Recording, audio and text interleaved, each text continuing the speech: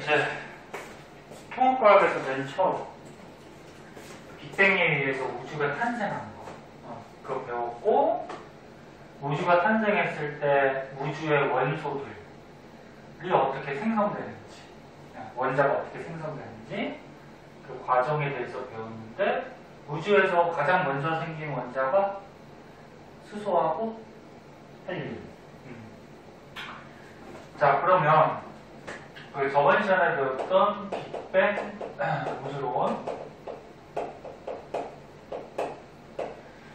빅뱅 우주론이 현재 맞다라고 보고 있거든요. 그 맞다라고 그러면 증거가 필요하죠.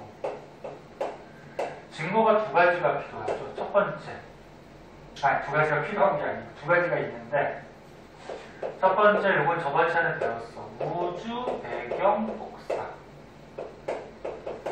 우주 배경 복사는 뭐였어? 맨 처음에 빅뱅 빵 터진 다음에 초기 우주는 입자가 굉장히 많았죠. 뭐 쿼크 전자 같은 이런 입자들이, 그치? 근데 시간이 지나면서 우주가 팽창을 하죠. 팽창을 하면서 이 입자들이 결합해가지고 이제 뭐가 만들어져? 빅뱅 후 38만 년이 지나면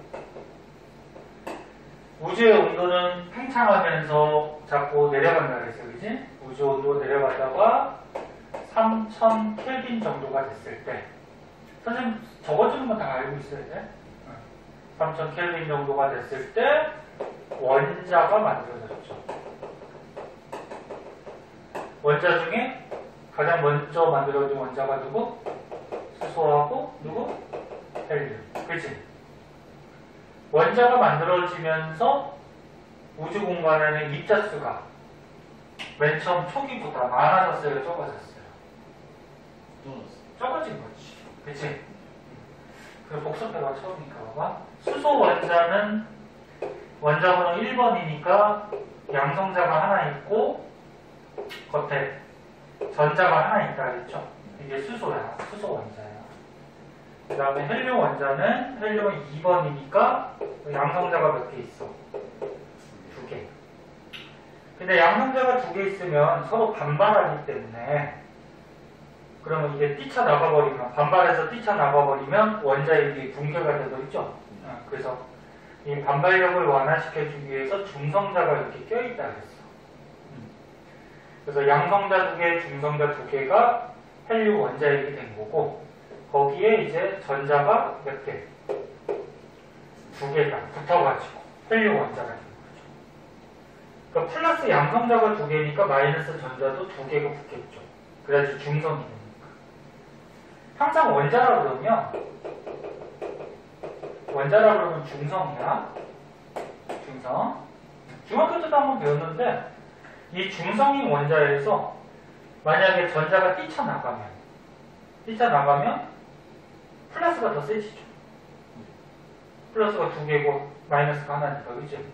그럼 이거 양이온이 되는 거죠. 양이온. 이온 배웠잖아요. 이온. 그 다음에 중성 원자에 만약에 바깥쪽에서 전자가, 마이너스 전자가 들어오면 마이너스가 더 세지죠. 그럼 그 음이온이 되는 거죠. 양이온, 음이온 혹시 기억나? 오래됐냐? 네. 그래서 원자라 그러면 중성이야. 왜? 플러스하고 마이너스가 같으니까. 다른 말로 하면은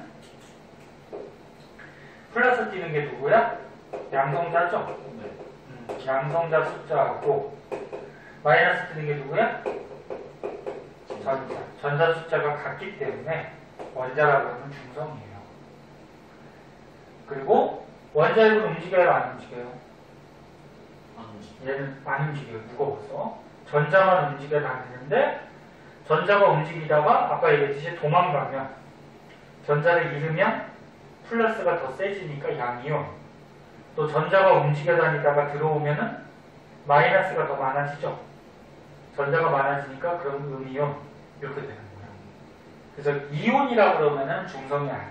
플러스나 마이너스. 이해됐니? 네. 그래서 여기서 중요한 거는 맨 처음에 빅뱅 빵 터진 다음에 초기 우주에는 입자 수가 굉장히 많았어.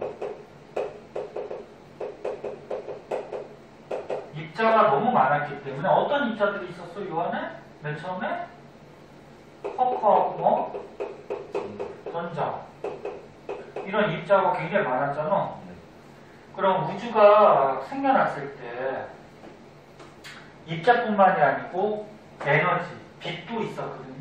근데 빛이 입자에 막 충돌해서 입자가 너무 많으니까 빛이 앞으로 갈 수 있어요? 없어요? 없어요. 그래서 이렇게 갇혀있던 빛. 네? 그런데 38만 년 후 얘네들이 막 결합했어. 그래서 쿼크들이 결합해서 뭐가 됐다 그랬어? 양성자하고 뭐? 중성자. 그 다음에 또 양성자하고 중성자들이 이렇게 결합해서 원자 핵이 된 거죠. 수소하고 헬륨 원자핵. 그 다음에 이 원자 핵에 전자가 들러붙어서 이제 수소하고 헬륨 원자가 만들어진 거지. 그럼 이 원자라는 애는 이 많은 입자들이 붙어 있는 거란 말이야.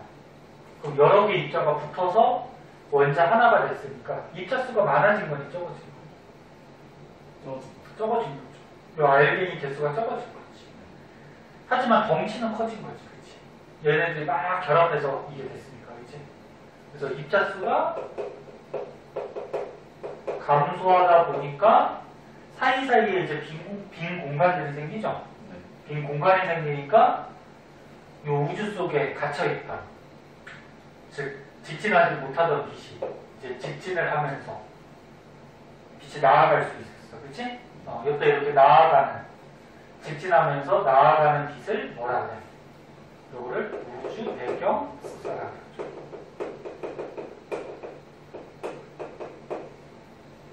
요 빛이야, 그러니까 빛.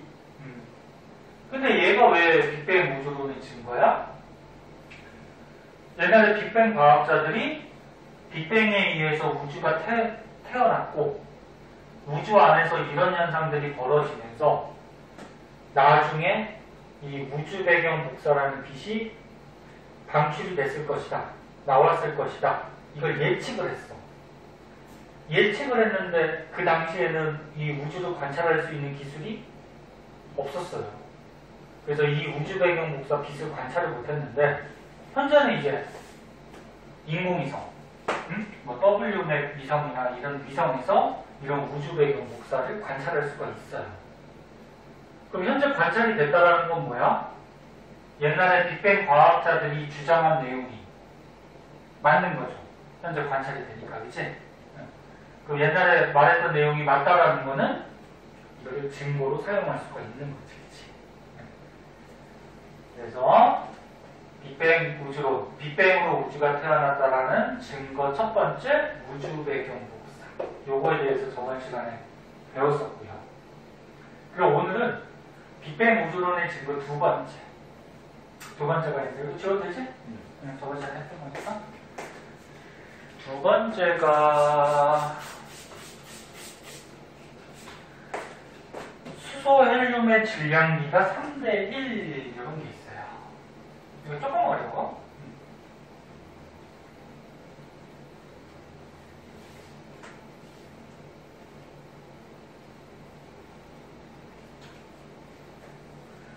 우주에서 수소하고 헬륨이 가장 먼저 생겼다 그랬죠? 걔네들의 질량을 측정했더니 질량이 3대 1이더래. 우주의 그 수소 헬륨의 질량이 됐더니. 그거 어떻게 측정하는지를 이제 배울 거야. 그건 배울 거고. 그럼 걔도 왜 증거가 될까? 빅뱅 과학자들이 그렇게 될 것이다 예측을 했는데 현재 그렇게 관측이 되는 거야. 그래서 얘도 증거가 되는 거야. 이해 안 되면 안 된다 그래? 그래서 빅뱅 우주론의 증거 두 번째, 수소하고 헬륨의 질량비가 몇 대면? 3대 1. 요게 이제 증거 두 번째야. 개수가 아니고 질량이야. 자, 그러면 이게 어떻게 된 거냐면 맨 처음에 빅뱅 빵 터졌을 때 쿼크 전자가 있었는데 쿼크들이 결합해서 뭐가 됐다 그랬어? 양성자하고 중성자가 됐다 그랬죠? 중성자, 양성자. 근데 우주 초기에는 얘네들의 개수가 거의 1대1, 거의 비슷한 개수가 우주에서 만들어졌어요. 쿼크들이 결합하면서. 그런데 시간이 지나면서 양성자 개수가 많아졌어요. 얘가. 그래서 양성자가 한 7배 정도. 책에 7대1로 나오니까 우리 이거 순서를 좀 바꾸자. 헷갈릴 수 있으니까 뭐 어디다 쓰던지 상관없는데 자, 보자. 다시 할게요. 봐봐. 아, 썼니? 아, 썼어? 그러니까 쿼크들이 결합해서 양성자하고 중성자가 만들어진 거야. 양성자는 알다시피 플러스 전압, 플러스 띄고 있고 중성자는 전기를 안 띄고 있죠. 근데 처음에는 거의 비슷한 개수가 만들어졌는데 중성자 개수가 한 7배 정도 많아졌어요. 그럼 왜 많아졌느냐? 그거를 뭐 문제에서 묻진 않는데 이유를 알아주면 좋죠. 이 양성자가 중성자보다 얘가 질량이 좀 작아요. 이거 저번 전에 얘기했나? 중성자가 양성자보다는 질량이 약간 커요. 근데 맨 처음에는 거의 같은 개수가 만들어지긴 했지만 지금 우주가 만들어진 지 별로 안 됐기 때문에 우주 온도도 너무 높고 지금 불안정한 상태야. 그래서 이게 서로 바뀌기도 했어요. 변화. 바뀌기도 했는데 질량 작은 양성자가 중성자가 될 때는 질량이 커져야 되죠. 그럼 뭐가 들어와야 되지. 보충이 돼야지 질량이 커지죠. 그런데 에너지하고 질량은 서로 바뀔 수가 있다고 했어요. 이거는 저번 주에 얘기하지 않았니? 얘기했죠? 이게 이제 뭐 아인슈타인의 질량 에너지 공동성이라고 해서 질량하고 에너지는 같은 관계이기 때문에 에너지하고 질량은 서로 바뀔 수가 있어요. 에너지가 있으면 질량을 가진 입자가 생길 수가 있고 질량을 가진 입자가 있으면 거기서 또 에너지가 발생될 수도 있고. 그러면 됐니? 네. 이거는 뭐 빛의 속도는 신경 쓸 거 없고. 그러면 질량 작은 양성자가 예를 들어서 얘 질량이 80이라고 해봐. 중성자도 바뀌었어. 질량이 100이라고 해봐. 그럼 질량이 얼마만큼 더 들어와야 되니? 20. 근데 에너지하고 질량은 서로 바뀔 수 있다고 했지? 그러면 에너지를 흡수하면 돼. 에너지를 흡수하면은 그거 얼마? 20. 그지? 네. 20의 에너지를 흡수하면은 이게 질량으로 바뀌어서 중성자로 바뀔 수가 있어. 그리고 거꾸로 중성자가 양성자가 될 때는 질량이 100에서 80이 돼야 되니까 20만큼 어떻게 될까? 네. 빼야 되지. 감축시켜야 되지. 그럼 이렇게 바뀔 때는 20만큼이 에너지로 방출이 되면은 양성자로 바뀔 수가 있는 거예요. 이해됐니? 여기까지 됐어? 근데 에너지를 흡수하는 게 더 편할까? 방출하는 게 더 편할까? 이것도 얘기했던 거 안 했나? 한번 더 봐. 흡수하는 게 편할까? 방출하는 게 편할까? 방출이 편해요. 이게. 왜? 양성자가 중성자가 되려면 에너지를 흡수해야 되는데 우주에 있던 에너지를 이렇게 끌고 와서 흡수해야지 지가 바뀌는 거야. 그럼 에너지 구해와야 되잖아. 그치? 힘들어요. 그런데 중성자가 양성자로 바뀔 때는 어떻게 돼? 지가 갖고 있는 에너지를 버려버리면 그냥 바뀌는 거지. 이거 버려버리면 돼. 그럼 버리기가 더 쉽지. 그래서 중성자가 양성자 되는 과정이 더 쉽게 일어났어요. 그래서 누가 개수가 많아졌다? 양성자가. 이해됐니? 그래서 초기에는 거의 개수가 양성자, 중성자의 개수가 비슷했었는데 양성자의 개수가 이런 원리에 의해서 좀 많아졌다. 그래서 얘를 그림으로 그리자. 그러면 양성자가 7개 우주에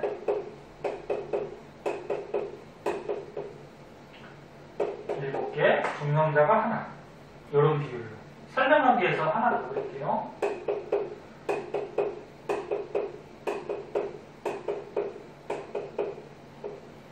이렇게 하면은 14대 2니까 7대 1 맞지? 자, 여기서 이제 양성자하고 중성자가 만들어지고 그 다음 만들어진 게 원자 핵이죠. 이제 수소하고 헬륨 원자 핵이 가장 먼저 생긴 거지. 그 중에서 요거 양성자 2개랑 중성자 2개가 결합해서 헬륨 원자 핵이 만들어진 거야. 헬륨 아까 처음에 얘기했듯이 헬륨은 원자번호 2번이니까 양성자 몇 개? 2개. 응? 근데 얘가 반발이 있으니까 얘가 붕괴하지 않기 위해서 중성자가 중간중간에서 완화시켜준다고 했죠. 이게 헬륨 원자핵이야. 그래서 헬륨 원자핵이 몇 개가 만들어졌니 지금? 여기다 쓸까? 헬륨 원자핵이 개수가 이렇게 결합해서 하나가 된 거죠. 한 개죠. 그러니까 양성자 2개, 중성자 2개 결합해서 헬륨 원자핵이 하나가 된 거야. 응? 그리고 나머지가 이 나머지 양성자가 각각이 뭐가 되냐면 수소 원자핵이 된 거야. 수소가 몇 번? 1번. 그럼 양성자가 하나. 근데 양성자가 하나니까 반발력이 없으니까 중성자는 필요 없어요. 그지? 네. 그래서 요 각각의 양성자가 그냥 수소 원자핵이 되는 거야. 그럼 이거 개수 몇 개니? 수소 원자핵 몇 개 만들어졌을까? 몇 개요? 하나, 둘, 셋, 넷, 다, 여, 일곱, 여덟, 아홉, 열, 열하나, 열둘, 그지? 그래서 수소 원자핵이 12개가 만들어진 거야. 이해됐니? 그래서 이거는 개수야. 그럼 얘네들의 이제 질량을 따져보면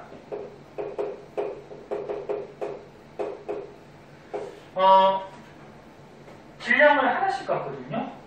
그럼 개수가 양성자가 12개니까 질량은 얼마나 12죠. 근데 헬륨은 개수는 하나지만 요 안에 입자가 4개 있으니까 질량은 4를 갖는 거야. 그럼 12대 4니까 약분하면 어떻게 돼? 3대 1.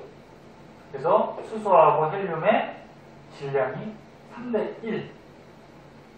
우주에 이렇게 갖게 될까라는 거예요. 근데 이거를 빅뱅 과학자들이 우주에서 이렇게 되면서 우주의 수소하고 헬륨의 3대 1의 비율로 우주에 존재할 것이다 예측을 했는데 현재 이거를 관측을 해보니까 진짜 3대 1이라는 거야. 그러니까 뭐야? 증거가 된 거죠. 어떻게 관측하는지 이제 뒤에서 배워. 이해됐니? 네. 그래서 이걸 그림으로 나타낸 거야. 다시 한번 보면은 처음에는 양성자하고 중성자의 개수가 거의 1대1이었죠. 근데 누가 많아졌어? 양성자가 한 7배 정도 많아졌어요. 중성자보다. 그치? 근데 요게 결합해서 헬륨 원자핵이 하나가 된 거고 각각 양성자가 수소 원자핵이 된 거고 근데 질량을 따졌을 때 얘가 12개, 질량이 10이고 얘는 개수는 하나지만 질량은 4죠. 약분하면은 질량이 3대 1 수소하고 헬륨이. 이게 빅뱅 우주론의 증거 두 번째. 빅뱅 우주론의 증거 되게 중요하다. 이걸 꺼자. 다시 한번 물어보자. 빅뱅 우주론의 증거 뭐 있다고?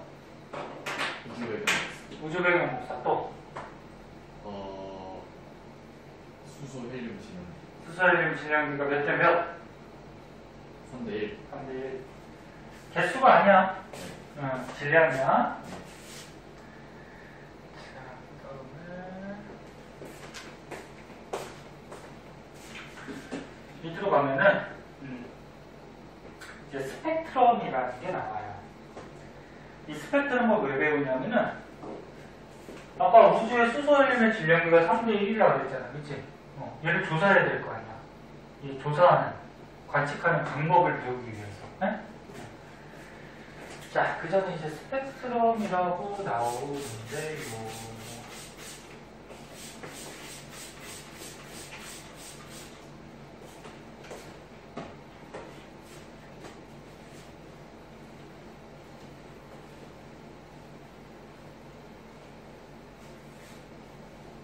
스펙트럼 뭔지 아나? 배웠는데. 들어는 봤지. 네.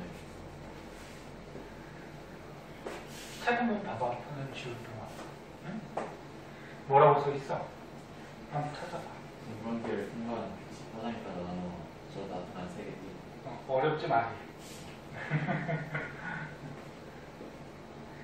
간단히 얘기해서 빛이 있을 때 빛의 색깔의 띠를 스펙트럼이라고 해요. 그래서 너네 햇빛 같은 거, 햇빛 빛이잖아, 그치? 그 햇빛이 이제 프리즘 알아? 혹시? 프리즘 같은 거를 이제 빛을 나누는 그릇이라 해서 분광기라고 하거든? 이런데 프리즘 같은 데 통과하면 햇빛에 빨주노초 파남보 이렇게 색깔의 띠가 나와요. 무지개 알죠? 네. 무지개가 비 온 다음에 뜨잖아. 비가 온 다음에 공기 중에 수증기가 있어요. 빛이 들어가면은 물방울, 공기 중에 작은 물방울이 있어. 물방울이 있으면 빛이 들어가면 물방울이 프리즘 같이 분광기 역할을 해서 나올 때 빨주노초파는 빛이 나눠지거든. 이렇게 색깔의 띠, 요거를 스펙트럼이거든. 그래서 햇빛이 빨주노초파는 나눠졌다는 얘기는 햇빛 속에는 빨주노초파는 빛이 섞여 있다는 얘기지. 무슨 말인지 알겠니? 네. 우리 키가 조금만 컸다 피자? 네. 안 춥지? 네. 선생님 덥다. 옷을 벗어야 돼. 자, 스펙트럼이 종류가 3가지 정도가 있어요. 자, 스펙트럼. 간단히 얘기해서 빛이 있을 때 빛의 색깔의 띠. 빨간색 파란 색깔의 띠. 여기 뭐 그림이 나오는데요. 자, 지금 우주에 대해서 지금 배우고 있기 때문에 우주에 별이 있어요. 태양도 별이에요. 별의 뜻이 뭐냐면 스스로 이제 빛을 내는 천체. 빛을 내는 우주에 있는 물체를 별이라고 하죠. 그 별에서 빛이 나와. 근데 이 지구에서 관측을 하는데 이 별빛이 아무런 방해물질 없이 그대로 지구로 오면은 프리즘 같은 분광기를 통과시키면 여기 있는 그림같이 빨주노초 파남보 모든 빛들이 연속적으로 나타나요. 이 그림같이 이거를 연속 스펙트럼이라고 해요. 연속. 그러니까 스펙트럼 빛의 색깔의 띠가 연속적으로 나타난다. 네? 연속 스펙트럼. 그런데 우주에는 나중에도 또 나오겠지만 이런 가스 덩어리 같은 것들이 있거든. 우주에 원소들이 좀 많이 뭉쳐서 우주에 수소헬륨이 제일 많다고 그 수소헬륨 가스 같은 것들이 뭉쳐져 있는 곳이 좀 있어요. 이런 걸 뭐라고 그러냐면 성운이라고 해요. 성운. 별성자이라 구름자. 그러니까 별들 사이에 구름같이 가스가 껴있다. 네? 그러면 이 별에서 별이 빛이 나온다는 건 별이 굉장히 뜨겁죠. 태양같이. 네. 그럼 열을 받아가지고 이 가스 덩어리, 가스가 가열돼요. 뜨거워져요. 그래서 가열돼서 뜨거운 가스, 기체가 되면은 뜨거운 기체는 그러니까 뜨거운 물체는 빛이 나와요. 어떤 물체가 있을 때 얘가 뜨거워졌다? 에너지가 많다는 얘기죠. 그 에너지가 빛의 형태로 방출될 수가 있어. 그래서 이 별에서 열을 받아서 에너지를 받아서 이 가스가 뜨거워지면은 이 가스에서 빛이 나와요. 가스에서 나온 빛이 이런 분광기 같은 거를 통과했을 때는 이 그림같이 몇 개의 색깔 띠가 나타나요. 시커먼 빛은 없어, 검은 빛은 없어. 그러니까 여기 색깔이 보이죠? 띠. 이렇게 몇 개의 색깔 띠가 나오는데 이런 거를 이제 방출 스펙트럼이라고 해요. 근데 얘가 선의 형태로 나오죠. 방출선 스펙트럼 또는 방출 스펙트럼. 그러니까 얘는 뭐야? 별에서 온 빛이 아니야. 요 가스가 뜨거워져서 요 가스에서 나온 빛이야. 방출 스펙트럼. 그러면 우주에 이렇게 가스 덩어리가 있다고 했는데 우주의 온도는 낮죠. 차가워. 그래서 우주에 저온의 가스. 온도가 낮기 때문에 차가운 가스를 이 별빛이 지나가면은 이 가스를 지나간다는 얘기는 가스가 이 빛의 에너지를 흡수할 수 있다는 말이야. 그럼 일부가 흡수가 되고 나머지 빛만 지구로 오게 되면은 요게 이렇게 중간중간에 시커먼 선이 있는 흡수 스펙트럼이 돼요. 얘도 마찬가지 선같이 나타나죠.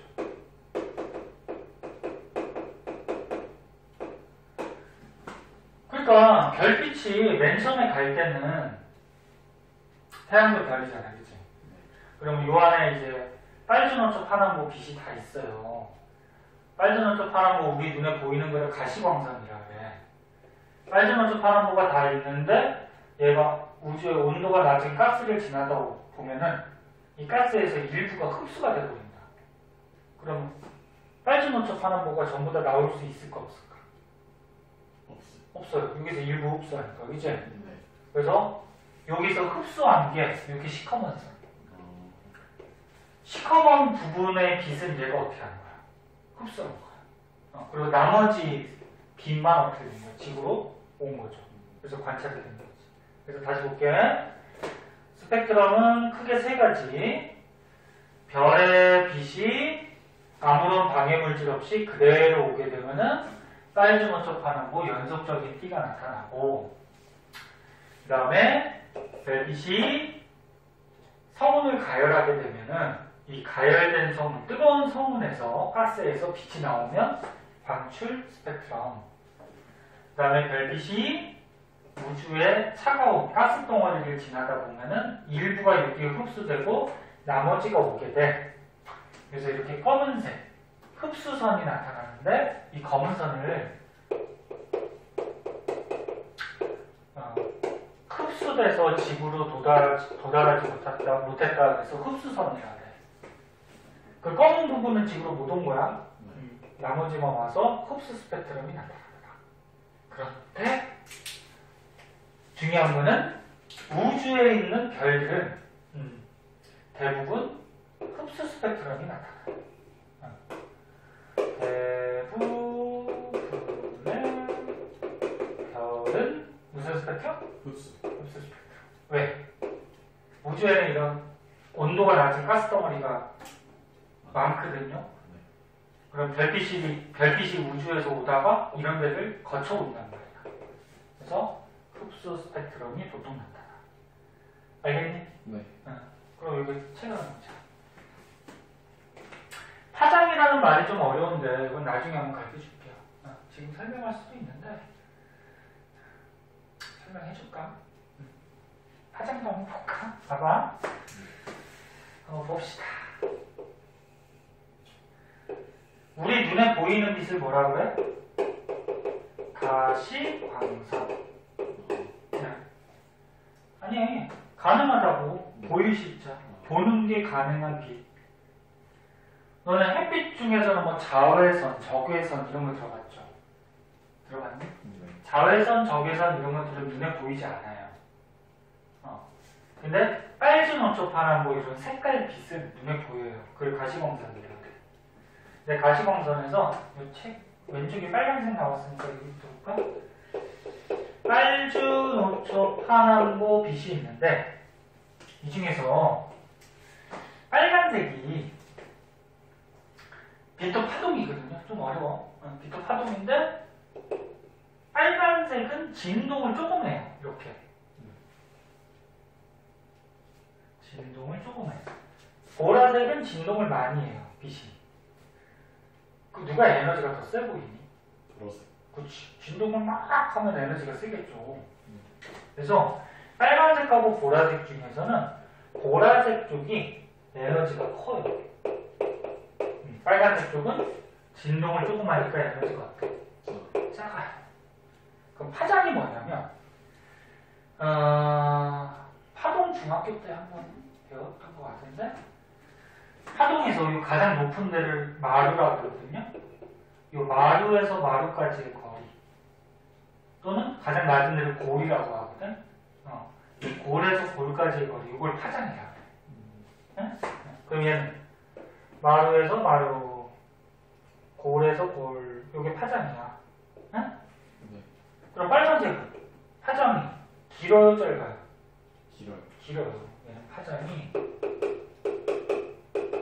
길어요. 그러면 보라색은 파장이 짧아요. 짧죠.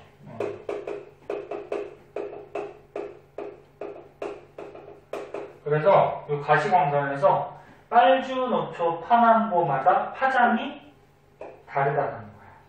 빨간색 쪽이 길고 보라색 쪽이 짧고. 그래서 여기 보면 스펙트럼은 자, 스펙트럼은 분광기를 통과한 빛이 파장에 따라 나누어져 나타나는 색깔의 띠. 그러니까 가시광선 빛마다 파장들이 다르죠. 네. 파장이 길고 짧고, 그지? 요 파장별로 나눠져서 나타나는 요 색깔의 띠. 이거를 스펙트럼. 스펙트럼 종류는 아까처럼 얘기했듯이 연속 스펙트럼, 방출 스펙트럼, 흡수 스펙트럼이 있는데 연속 스펙트럼은 모든 파장, 빨주, 노초, 파남보 모든 파장이 이렇게 연속적으로 나타나는 거. 대표적으로 베겔등, 그 전구 알죠, 전구. 베겔등에서 빛이 나왔을 때 걔를 프리즘 같은 분광기를 통과시키면 모든 색깔이 나와요. 네? 그 다음에 방출 스펙트럼은 방출선이, 그러니까 이렇게 몇 가지 띠가 나타나. 그러면 몇 가지 띠가 이렇게 나타난다는 얘기는 몇 가지 띠만 나타나. 그러면 아까 뭐라 그랬어? 이 뜨거워진 가스에서 여기에 해당하는 에너지만 지구로 보낸다는 얘기지. 이해네? 나머지 부분은 얘가 보낸 게 아니야. 네? 그러니까 이 뜨거워진 가스에서 여기에 해당하는 에너지만 방출이 되는 거야. 네? 그래서 여기 이런 말 써있죠? 아까 설명한 거. 뜨거운 별 주위에 에너지를 얻고 가열된 기체, 이거 가열된 기체가 빛이 나와요. 여기서 뜨거워졌으니까 빛이 나와. 그게 찍힌 거. 그 다음에 이제 흡수 스펙트럼은 검은색 흡수선이 나타나는 거. 중간중간에 이렇게 검은 선. 그럼 이 검은 선은 중간에 이 온도가 낮은 저온의 가스에서 흡수하니까 지구로 못 왔다 그랬죠. 그래서 별빛이 저온의 기체를 통과할 때 흡수가 되버리는 거야. 검은색 부분은. 그리고 남은 빛만 지구로 온 거죠. 이해됐니? 근데 대부분의 별은 지구에서 관찰하면 무슨 스펙트럼이 관찰된다? 흡수. 흡수 스펙트럼 관찰된다. 무슨 말 알겠니? 이거 알아두셔야 되고요. 피곤해? 아니요. 괜찮아? 그럼 바로 이어서 보자. 피곤할 때 얘기해. 잠깐 쉬었다 오면 되니까. 피곤하다고 말하고 싶은데 그런 거 아니야? 자, 오른쪽 페이지를 먼저 보자. 자, 오른쪽 페이지를 먼저 보시면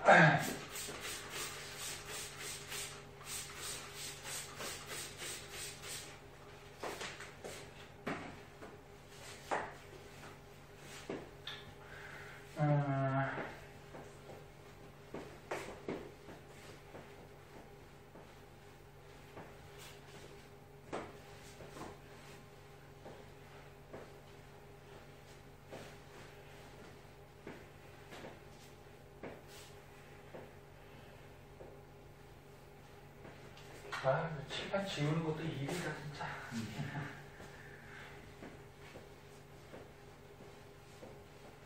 옛날에 선생님이 학창시절에 학원 다닐 때는 큰 학원들은 이게 선생님들이 필기를 다 끝내면 아르바이트생을 고용을 해서 옆에 앉아있다가 필기 다 끝났지? 그럼 이제 이게 싹 지워주는 학생이 또 있었어요. 진짜로? 아르바이트를 시킨 거지. 근데 선생님이 지워도 되는데 옛날에는 그런 아르바이트도 있었어. 근데 뭐 선생님이 이렇게 하는 게 좋죠. 자, 그럼 여기 한번 보시면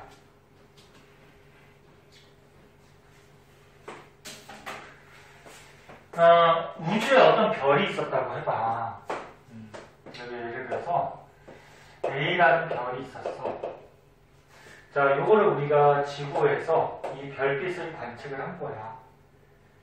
그럼 A라는 별빛에서 별빛이 오면 아까 뭐라 그랬어? 중간에 저온의 가스 같은 걸 거치면 모든 빛이 다 온다 못 온다? 못 온다. 그래서 무슨 스펙트럼? 흡수 스펙트럼이 관찰이 돼요. 그랬더니 예를 들어서 우주의 A별에 흡수 스펙트럼을 관찰했더니 이렇게 중간중간에 검은 선, 흡수선이 나타났다고 하자. 네? 네. 그리고 지구에서 어떤 원소에 예를 들어서 수소라는 원소가 있어. 원소의 스펙트럼을 관찰했대. 이 관찰하는 방법이 있는데 여기까지 자세히 설명하면 너무 깊이 들어가서 어려워서 원소가 있는데 원소에서 스펙트럼이 관찰될 때는 방출 스펙트럼이 나와요. 어떻게 방출 스펙트럼이 나오는지 조금 이따 얘기해 줄게. 일단은 그래서 다시 한번 얘기하면 우주에 있는 별들은 흡수 스펙트럼으로 지구에서 관측이 되고 뭐 지구에 있는 원소들의 스펙트럼을 찍으면 방출 스펙트럼이 보통 찍혀요. 그러면 뭘 말하고자 하냐면은 우주 A별의 별빛을 관측했더니 중간중간에 이렇게 흡수선, 검은 선이 나타났대. 근데 지구에서 수소 원소의 스펙트럼을 관측했더니 방출 스펙트럼 나온다 했지? 빨간색, 뭐 파란색 요 위치에 방출 스펙트럼이 나오더래. 그럼 요 사실을 보고서 우리가 뭘 할 수 있냐면 이 별은 수소로 되어 있다는 거야. 수소로. 그러니까 별이 수소로 되어 있기 때문에 그 수소에 나온 빛 부분이 이렇게 뭐 흡수선이 나온 거야. 그래서 여기 보면은 이런 말이 써 있을 거야.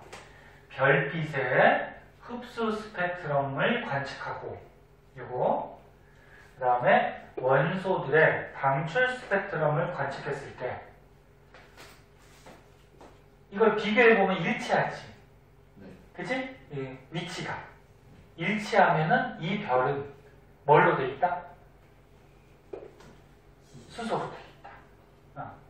그래서 여기다 다시 한번 써줄게. 그럼 봐봐. 자, 결론 다시 한번 써줄게. 별빛의 흡수 스펙트럼과 그 다음에 지구에도 수소라는 원소가 있을 거 아니야, 그지? 원소의 무슨 스펙트럼? 방출 스펙트럼이 어떻게 하면? 일치하면 대체하면 어떤 결론을 얻을 수 있다? 이 별은 이 원소로 돼 있다는 거지. 이 별을 뭐라고 쓸까? 이루는 원소를 알 수 있다. 그러니까 방금 얘기했듯이 A별의 별빛을 관측했을 때 수소라는 원소하고 스펙트럼이 똑같아. 위치가 맞죠? 그럼 이 A라는 별은 무슨 원소로 돼 있다? 수소라는 원소로 돼 있다. 이렇게 알아야 되는 거죠. 이해됐니? 더 자세한 원리까지는 알 필요는 없어요. 그 고등과정을 넘어가서. 그리고 또 한 가지는 이 별빛의 스펙트럼을 관찰했을 때 이 시커먼 흡수선이 만약에 넓어. 위치는 맞아요. 위치는 맞는데 넓어. 넓다라는 거는 이 별에 이 수소라는 원소가 많이 들어있다. 이렇게 우리가 알 수가 있어. 그래서 여기 밑에 보면 흡수선의 성폭을 비교하면, 그러니까 선의 이 폭, 이 검은 선 폭을 보면은 이 별 안에 원소가 얼마나 많이 들어있는지 이걸 알 수가 있다는 거예요. 그래서 우주의 별들을, 대표적인 별들이나 이런 별들을 지구에서 관측을 했더니 우주에 실제로 제일 많은 게, 별들 안에 제일 많은 게 수소하고 헬륨이더라. 그리고 얘네들의 성폭을 비교하면은 그 안에 들어있는 질량까지 알 수 있다 그랬지. 근데 질량이 3대 1을 우주의 별들이 같다. 우주에는 별 말고 행성들도 있지만 별이 질량의 대부분을 차지하거든. 너네 우리 태양 같은 경우에도 태양이 있고 이제 수금지와 목토천에 행성들이 있는데, 이 태양계의 99.8% 질량을 차지해요. 태양이 엄청나게 큰 거지. 우리 지구는 거의 점이야, 점. 질량 거의 0.1%도 안 돼요.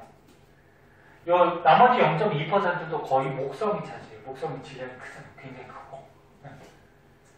그래서 다시 한번 보면 우주는 대부분 질량이 별들이 차지하고 있고, 별들하고 원소의 스펙트럼을 비교해서 별의 원소를 알아냈고, 그랬더니 우주의 수소하고 헬륨이 가장 많고, 근데 질량이 얼마?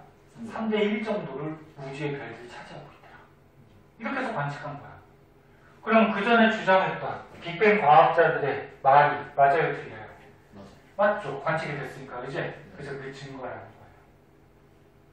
거예요. 두 번째 그림은 뭐 이거죠. 예를 들어서 B별을 관찰했는데, B별의 흡수 스펙트럼이 이렇게 나왔어. 근데 지구에서 탄소라는 원소의 스펙트럼을, 방출 스펙트럼 관찰했더니 이렇게 나왔대. 일치하지?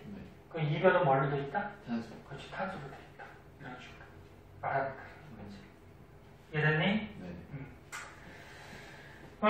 그러면 나머지 하나는 이제 앞으로 가면은 저기가 나와요. 뭐가 나오냐면 원소들은 왜 방출 스펙트럼이 나올까?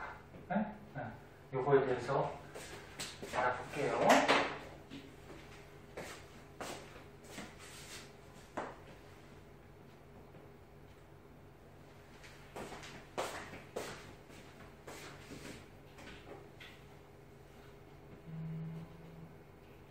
요 밑에 말은 그거야. 선생님 방금 얘기한 거. 빅뱅 우주론에서 예측한 게, 네? 실제 다양한 별빛의 스펙트럼 분석했더니 맞더라. 그래서 예측한 값하고 관측한 값이 일치하니까 이게 빅뱅 우주론을 지지하는 증거다. 무슨 말인지 알겠죠? 네. 잘 알아들으니까. 그 다음에 요 앞으로 오면은 이것도 조금 어려운데,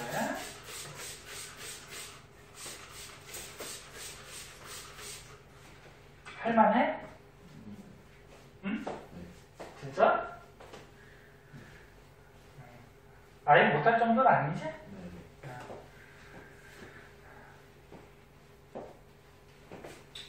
고등학교 내용들이 중학교하고 조금 차원이 다르게 좀 많이 어려워요. 그리고 이 고등학교 1학년 과정이지만 2학년, 3학년 때 올라가면은 많이 어려워지겠지? 그치?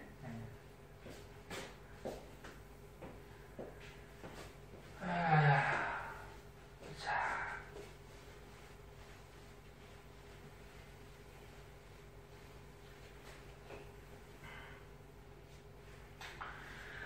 자, 요거는 지금 원자, 원소 안의 구조를 이렇게 좀 나타내는데, 볼게요. 말하는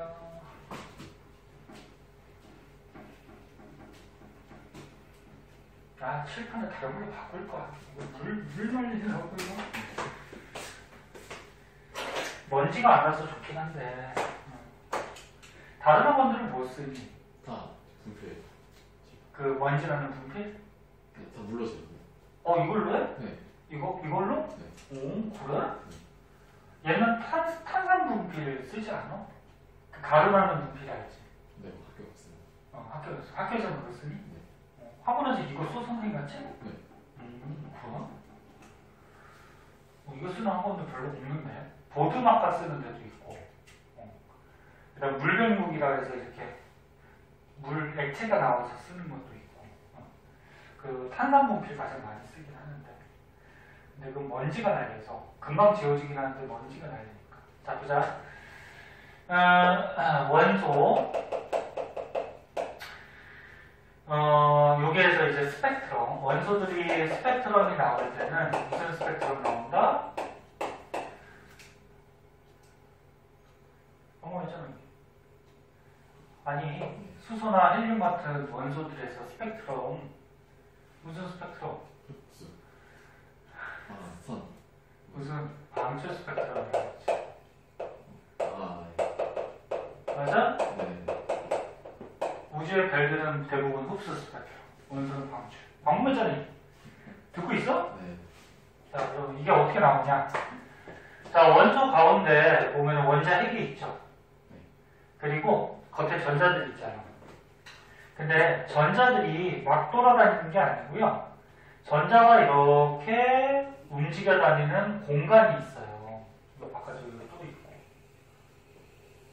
요거를 가지고 뭐라 그러냐면은 마치 껍질같이 생겼잖아. 네. 그래서 이걸 이제 전자 껍질, 전자가 돌아다니는 껍질이다. 이렇게 얘기해. 지금 3개만 그랬지만 계속 있어요.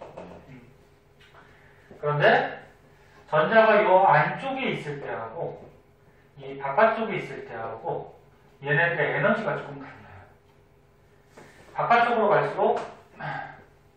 바깥쪽으로 이렇게 가면 갈수록 전자들의 에너지가 커져요. 그럼 거꾸로 얘기하면은 가장 안쪽에 있는 요 전자 껍질에 전자가 있을 때가 에너지가 어때? 작다라는 거야. 응? 바깥쪽으로 가서 에너지가 커져. 네. 전자들이 갖고 있는 에너지가 되게 중요한 거고 나중에 계속 나와. 그러면 이 전자가 안쪽에 있던 전자가 이렇게 바깥쪽으로 옮겨갈 수도 있어요. 옮겨가려면 여기가 에너지가 작으니까 에너지를 예를 들어서 한 30이라고 하자. 이 전자가 이 에너지가 예를 들어서 한 100이라고 하자. 그럼 얘가 이렇게 바깥쪽 껍질로 옮겨가려면 에너지 흡수해야 돼, 방출해야 돼? 흡수해야 되죠. 얼마를? 70. 그치. 얘는 에너지를 흡수해요. 70의 에너지. 숫자는 예를 든 거니까 외우고 그런 거 아니야? 네. 에너지를 70을 흡수해야지 100이 될 거 아니야. 그래도 올라가겠지. 그치? 네. 그럼 이때는 에너지를 흡수한다? 그럼 이때는 흡수 스펙트럼이 나와요. 그러니까 요 에너지에 해당하는 부분이 시커먼 선. 응? 이렇게. 빛을 흡수할 때는 중간에 이렇게 시커먼 선, 흡수선이 나타나요. 흡수선. 다시 얘기하면 에너지가 낮은 껍질에서 에너지가 높은 껍질로 옮겨갈 때. 요거를 책에 보면 에너지 준이라고 써 있죠. 네. 그러니까 안쪽이 전자 껍질이 에너지가 낮죠. 준위가 뭐냐면 뭐 순서라고 보면 돼. 순서. 네? 그러니까 안쪽이 에너지 준위가 낮은 검체. 바깥쪽으로 갈수록 에너지 준위가 높은 검체. 이렇게 되는 거지. 그럼 이제 바깥쪽에 왔어. 전자가. 너 에너지가 큰 게 안정할까? 작은 게 안정할까? 너 크면은 너 에너지 많으면 어떻게 돼? 막 에너지가 철철 넘쳐. 막 뛰어다니고 막 돌아다니고 그러잖아. 근데 너가 밥도 못 먹고 에너지가 별로 없어. 그럼 어떻게 해? 그냥 누워있지, 가만히. 어떤 게 더 안정해 보이니? 그래. 네, 그냥 비유한 거지만, 에너지가 작을수록 안정해요. 그래서 입자들도 어떻게 돼? 분자나 뭐 원자 이런 입자들도 에너지가 크면은 운동을 굉장히 빨리 하죠. 근데 에너지가 작으면 천천히 움직이겠지. 네? 그럼 어떤 게 안정해 보여? 그래. 그래서 에너지가 작은 게 자연현상에서는 안정한 거예요. 에너지가 크면 클수록 불안정해져. 여기까지 이해됐니? 그러면 만약에 전자가 이렇게 올라와 있어. 에너지가 커졌지? 그럼 불안정하겠지? 그럼 지가 안정해지려고 다시 내려가요. 여기가 빈 공간이 있으면 다시 내려가. 그럼 내려갈 때는 에너지가 70이었는데 바깥쪽이 내려가면 30이 돼야 되잖아. 그치? 그래야지 내려가겠지. 그럼 이때는 에너지를 어떻게 해? 방출하겠죠. 얼마를? 40. 그렇지. 여기 100이었지? 그럼 여기도 얼마야? 100이어야지? 네. 그러니까 에너지를 방출하는데 70을 방출해야 되겠지? 이때 요 방출된 게 방출 스펙트럼으로 찍히는 거야. 그러니까 이때 방출한 에너지에 해당하는 빛이 여기 잘 안 보이지만 색깔로 찍히는 거야. 이렇게. 네? 이거 책이 너무 흐리네. 아무튼 여기 색깔로 이렇게 찍히는 거야, 빛이. 네? 이해됐니? 자, 그래서 원소들은 전자가 안정한 상태에서 불안정한 상태, 에너지 준위가 높은 곳으로 올라갈 때는 에너지 흡수하니까 흡수 스펙트럼. 그다음 바깥쪽에 에너지 높은 상태에서 낮은 쪽으로 내려갈 때 에너지 방출할 때는 방출 스펙트럼. 근데 전자들이 바깥쪽에 있으면 안정해, 불안정해? 뭐 이쪽이나 이런 데나 바깥쪽에 있으면 불안정하지. 에너지가 크니까. 그러니까 자꾸 어떻게 해? 자꾸 내려가. 지가 내려갈 수 있으면. 안정해지려고. 세상의 모든 건 안정해지는 방향으로 바뀌는 거야. 야, 지우개가 이렇게 세워져 있으면 안정해, 불안정해? 불안정하니까 지가 어떻게 해? 넘어지는 거지. 안정해지려고, 지가. 사람이 서 있으면 안정해, 불안정해? 불안정하니까 앉는 거지. 그러니까 앉아도 또 불안정하면 어떻게 해? 눕는 거지. 그러니까 누울 때가 제일 편하잖아. 그러니까 세상의 모든 건 다 안정한 쪽으로 바뀌어가는 거야. 네? 그러니까 얘가 바깥쪽에 있으면 지가 안정해지고 자꾸 들어와. 들어올 수 있으면. 그럼 들어올 때는 무슨 스펙트럼? 방출 스펙트럼. 그래서 원소들은 무슨 스펙트럼이 보통 나타난다? 그렇지. 흡수가 나타날 수도 있어요. 얘가 만약 올라갈 때는. 무슨 말인지 이해하니? 네. 자, 그래서 뭐 이런 내용들이 거기 나와 있으니까 한번 읽어보도록 하시고요. 오늘 별거 다 배웠어. 승찬이가 이해를 잘해서 빨리 했는데, 자, 이제 보면 문제가 있을 거예요. 여기 15쪽의 문제. 요거 먼저 풀고 모르는 거 해석하자.